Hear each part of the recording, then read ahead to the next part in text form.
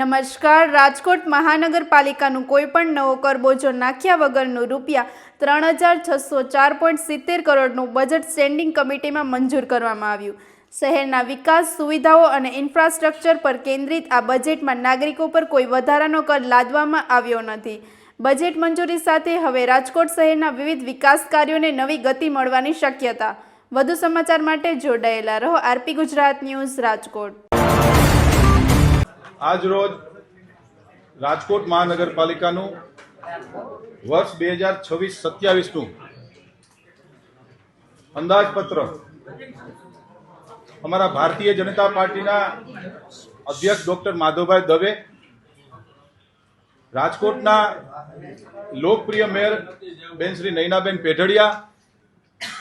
રાજકોટના માનનીય deputy mayor Narendra Singh Jadeja, માનનીય નેતા શ્રી લીલુબેન જાદવ, માનનીય દંડક શ્રી મનીષભાઈ રાડિયા અને સ્ટેન્ડિંગ કમિટીના સૌ સભ્યો દ્વારા માનનીય મ્યુનિસિપલ કમિશનર શ્રી તુષાર સુમેરાજીએ જે બજેટ અમને સોંપ્યું હતું, આ બજેટ ઉપર સ્ટેન્ડિંગ કમિટીના સૌ સભ્યો દ્વારા બજેટની ચર્ચાના અંતે જે માનનીય કમિશનર શ્રીએ જે 95 કરોડના જે કરબોજ મૂક્યો હતો, આ કરબોજને ભારતીય જનતા પાર્ટીના સૌ શાસકોએ આજે નામંજૂર કર્યો છે. અને આજના દિવસે હું દેશના વડાપ્રધાન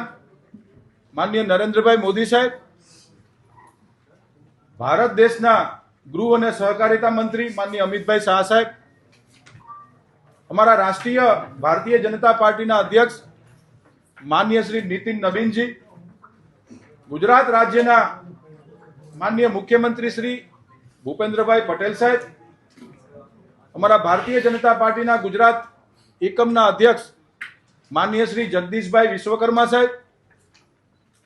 ગુજરાત રાજ્યના માનનીય ડેપ્યુટી મુખ્યમંત્રી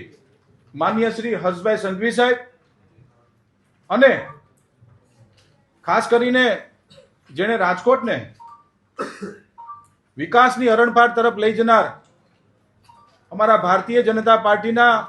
વડીલો, રાજકોટ મહાનગરપાલિકાના સર્વપ્રથમ મેયર સ્વર્ગસ્થ અરવિંદભાઈ મણિયાર, રાજ્યના પૂર્વ મુખ્યમંત્રી શ્રી અને રાજકોટ મહાનગરપાલિકાના માનનીય મેયર શ્રી, માનનીય સ્ટેન્ડિંગ કમિટીના ચેરમેન શ્રી એવા સ્વર્ગસ્થ શ્રી વિજયભાઈ રૂપાણી સાહેબ, જેણે ભારતીય જનતા પાર્ટીના સમગ્ર ગુજરાતને સંગઠનમાં જેનો સિંહ ફાળો રહ્યો છે, કે જેણે અમારા જેવા લાખો કાર્યકર્તાઓના નિર્માણ માટે જેનો શ્રેય છે, એવા સ્વર્ગસ્થ અમારા સૌના આદર્શ માનનીય શ્રી ચિમનભાઈ શુક્લ, માનનીય શ્રી ગુજરાત રાજ્યના પૂર્વ મુખ્યમંત્રી શ્રી સ્વર્ગસ્થ કેશુભાઈ પટેલ, રાજકોટ 69 વિધાનસભાના માનનીય ધારાસભ્ય શ્રી અને જેણે 18 વર્ષ સુધી ગુજરાત સરકારમાં જેણે અંદાજપત્ર રજૂ કર્યું છે, અને કર્ણાટકના પૂર્વ રાજ્યપાલ માનનીય શ્રી વજુભાઈ વાળા, રાજકોટ મહાનગરપાલિકામાં 1973 થી સ્થાપના થઈ આજ દિવસ સુધીના તમામ માનનીય મેયરશ્રીઓ અને વર્તમાન મેયર બેન શ્રી નયનાબેન પેઢડિયા સહિત પૂર્વ નગરસેવકો, વર્તમાન નગરસેવકોનો અમે ખૂબ ખૂબ આભાર માનીએ છીએ. સાથીઓ, 1995 પહેલા રાજ્ય સરકારનું બજેટ 5000 કરોડનું નહોતું,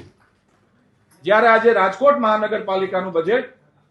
3604 કરોડ રૂપિયાનું બજેટ રાજ્ય સરકારના અને કેન્દ્ર સરકારના સહયોગથી અમે લોકો મંજૂર કરાવી શક્યા છીએ. એ બદલ કેન્દ્રની ભારતીય જનતા પાર્ટીની સરકાર અને રાજ્યના ભારતીય જનતા પાર્ટીની સરકારનો રાજકોટ મહાનગરપાલિકાના સૌ પદાધિકારીઓ અમે આભાર માનીએ છીએ. કુલ મિલાવીને વાત કરું તો આજની સ્ટેન્ડિંગ કમિટીની જે બેઠક હતી એમાં 95 કરોડના કરબોજોને ફગાવીને નવી અનેક વિકાસ કામોની યોજનાઓનું અમે લોકો અમલીકરણ કરવા જઈ રહ્યા છે. ખાસ કરીને ચાલુ નાણાકીય વર્ષની અંદર વ્યાજ માફીની યોજનાનો પણ આજે અમે જાહેરાત કરી છે, જેનું અનુકરણ આવતીકાલથી થવાનું છે. વ્યાજ માફીમાં જો આપને વિસ્તૃત માહિતી આપું તો કોઈ વ્યક્તિનો 50,000 રૂપિયા વેરો બાકી છે કે જેમાં એનું વ્યાજ પણ ઇન્ક્લુડ છે, તો હાઉસ ટેક્સની અંદર 5,000 રૂપિયા અને નળ કનેક્શનની અંદર 5,000 રૂપિયા, એટલે કે 10,000 રૂપિયા સ્ટ્રેટ 10,000 રૂપિયાની આજે અમે માફીની જાહેરાત કરીએ છીએ, જેનું અનુકરણ આવતીકાલ સવારથી થવાનું. કોઈને 5 લાખ રૂપિયા બાકી છે, કોઈને 30,000 રૂપિયા બાકી છે, કે કોઈને 1 લાખ રૂપિયા બાકી છે,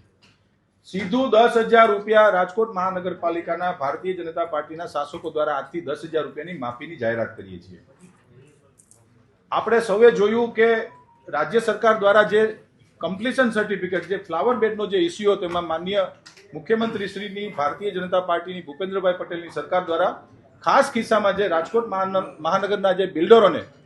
કમ્પ્લીશન સર્ટિફિકેટ આપવાની જે યોજના હતી, આ યોજનાની અંદર જે દરો નક્કી કર્યા હતા, બિલ્ડરો એસોસિએશનની ક્રેડાઈની પણ રજૂઆત હતી કે આ દર અમારે એક સાથે જે ભરવા પડે છે એ અમારાથી ભરાતા નથી. એટલે સ્ટેન્ડિંગ કમિટીના સભ્યો, માનનીય મેયરશ્રી, માનનીય અમારા ભાજપના અધ્યક્ષશ્રી, આ નિર્ણય આજે લઈએ છીએ કે નવા નાણાકીય વર્ષથી કોઈ પણ બિલ્ડરને જે કોઈ પણ એમનો ભરવાપાત્ર રાજકોટ મહાનગરપાલિકામાં જે ભરવાપાત્ર રકમ છે, આ રકમમાં 50 લાખ રૂપિયા સુધીની રકમ હશે તો એને ચેકથી આપવાના રહેશે. 50 લાખ રૂપિયાથી ઉપર જેટલી પણ રકમ હશે, કોઈને 1 કરોડ ભરવાના હશે તો એના 3 મહિનાના 4 હપ્તા, એટલે કે 1 વર્ષની અંદર એને પૂર્ણ કરવાના રહેશે, જેથી કરીને બિલ્ડરોને જે તકલીફ પડતી હતી કે એક સાથે 2 કરોડ કે એક સાથે 5 કરોડ રૂપિયા ભરવામાં એ લોકોને વિસંગતતાઓ હતી, અને એની રજૂઆતને ધ્યાનમાં રાખીને આજે માનનીય મેયરશ્રી, માનનીય અધ્યક્ષશ્રીએ અને સ્ટેન્ડિંગ કમિટીના સર્વે સભ્યશ્રીએ નિર્ણય કર્યો છે કે જે કંઈ પણ રકમ છે એમાં 50 લાખ રૂપિયા સુધીની એને રકમ ભરપાઈ કરવાની રહેશે. 50 લાખ રૂપિયાથી ઉપરની જે કોઈ પણ રકમ હશે એના 4 હપ્તા પૂર્ણ થઈ ગયા બાદ એને કમ્પ્લીશન સર્ટિફિકેટ નવા નાણાકીય વર્ષના આપવાના રહેશે. યોજના નંબર 3, રેસકોર્સ સંકુલનું બ્યુટિફિકેશન સાથે નવીનીકરણ. રાજકોટ શહેરનું આપણું હૃદય સમૂહ રેસકોર્સ છે. લાસ્ટ યરમાં પણ આપણે યોજનાઓ લઈ આવ્યા હતા. રેસકોર્સની અંદર બ્યુટિફિકેશનની સાથે સાથીઓ, ગુજરાતનો સૌપ્રથમ આપણે દિવ્યાંગ પાર્ક બનાવવા જઈ રહ્યા છીએ. ડોક્ટર શ્યામા પ્રસાદ મુખર્જી આર્ટ ગેલેરીની બાજુમાં જે કલ્પના ચાવલા મહિલા ગાર્ડન પાસે જમણા હાથ ઉપરનો જે બગીચો, ત્યાં આપણે રાજકોટમાં પ્રથમ વખત દિવ્યાંગો માટે દિવ્યાંગ પાર્ક બનાવવા જઈ રહ્યા છીએ અને રેસકોર્સનું બ્યુટિફિકેશન કરીએ છીએ. યોજના નંબર 4, રાજકોટ મહાનગરપાલિકાના હૈયાત તથા નવા સમાવિષ્ટ થતા વિસ્તારોમાં નવા બ્રિજની જરૂરિયાત અંગે પાયલોટ સ્ટડી. રાજકોટ શહેર દિન પ્રતિદિન વધતું જાય છે. રાજકોટ શહેરની અંદર બ્રિજોની જે ઉપયોગિતા છે, ખાસ કરીને ટ્રાફિક વધતો જાય છે, ટ્રાફિકને અડચણરૂપ ન થાય એના માટેની બ્રિજોની જે ઉપયોગિતા છે એના માટેની એક પણ યોજના છે. રાજકોટ શહેરના વોર્ડ નંબર 15 ની અંદર મોહનભાઈ સરવૈયા કોમ્યુનિટી હોલનું રિનોવેશનનો એક યોજના છે. યોજના number 6, water distribution real time monitoring માટે સ્કાડા સિસ્ટમ. સાથીઓ, આ યોજના રાજકોટ શહેરમાં જે નર્મદાનું પાણી સૌની યોજના હેઠળ જે રાજ્ય સરકાર રાજકોટ મહાનગરને જે આપે છે, આ યોજનાની અંદર સ્કાડા સિસ્ટમ આપણે કોઈ પણ સોસાયટીના વાલ સુધી સ્કાડા સિસ્ટમ હતી, કે વાલ જ્યાં મેનોલ જ્યાં હોય ત્યાં સુધી સ્કાડા સિસ્ટમ એક્ટિવ હતી. પરંતુ નવા નાણાકીય વર્ષની અંદર કોઈ વ્યક્તિ, દાખલા તરીકે મારા ઘરેથી હું કમ્પ્લેન કરું છું કોર્પોરેશનમાં કે આજે મને પાણી ઓછું આવ્યું છે, તો એની કમ્પ્લેનનું પ્રોપર મોનિટરિંગ થાય કે ભાઈ ઓછું આવ્યું તો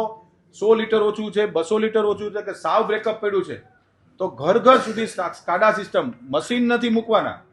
પરંતુ સંપૂર્ણપણે ઓટોમાઇઝેશનથી કોઈ પણ વ્યક્તિના ઘરે પાણી ઓછું આવ્યું છે, સાવ નથી આવ્યું કે પૂરતા પ્રમાણમાં પાણી આવ્યું છે, જેનું આધુનિકરણ તરફ વોટર વર્ક્સ ડિપાર્ટમેન્ટ રાજકોટ મહાનગરપાલિકા આગળ વધી રહી છે.